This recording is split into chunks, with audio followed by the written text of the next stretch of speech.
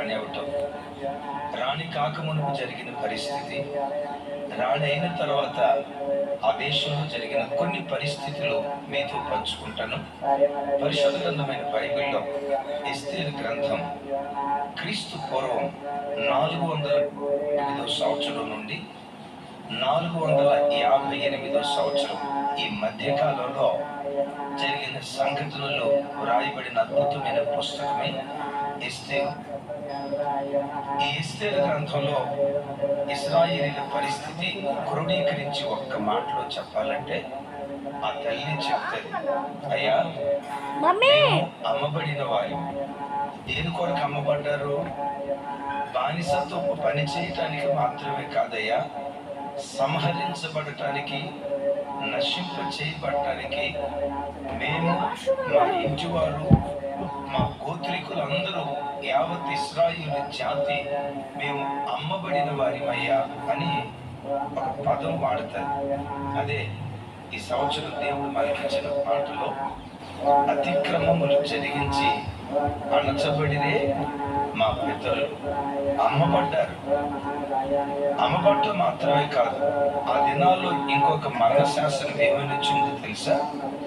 ఇంకా శాసనం విడుదల కాలేదు, కానీ ప్రధానమంత్రి మనసులో ఉంది.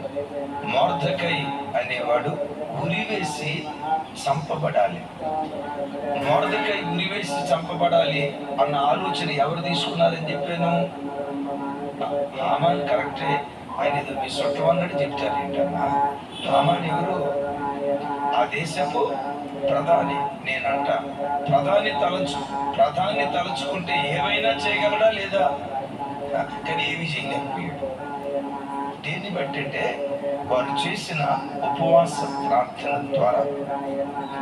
అంత మాత్రమే కాదు, దీనితో పాటు ఆ రోజుల్లో వెలువడిన ఒక భయానకరమైన మరణ శాసనం ఏంటంటే, కూషు దేశం మొదలుకొని హిందూ దేశం వరకు, మరొకసారి కూషు దేశం మొదలుకొని హిందూ దేశం వరకు 127 సంస్థానాలలో ఉన్న యూదులందరూ 12వ నెలలో చంపబడాలి అన్న మరణ శాసనం బయలుదేరి.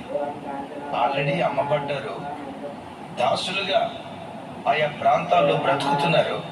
దినాలట్లా కొనసాగుతూ ఉంటే 127 సంస్థానాలలో ఉన్న యూదులందరూ సంహరించబడాలి అనే మరణ శాసనం బయలుదేరింది. దీన్ని నేనేమంటానంటే, పెనం మీద నుంచి పొయ్యిలో పడ్డట్లుగా ఒకవైపు దాసులు అని అనుకునే లోపు భయానకరమైనటువంటి ఉప్పెన యూదులందరూ చంపబడాలి.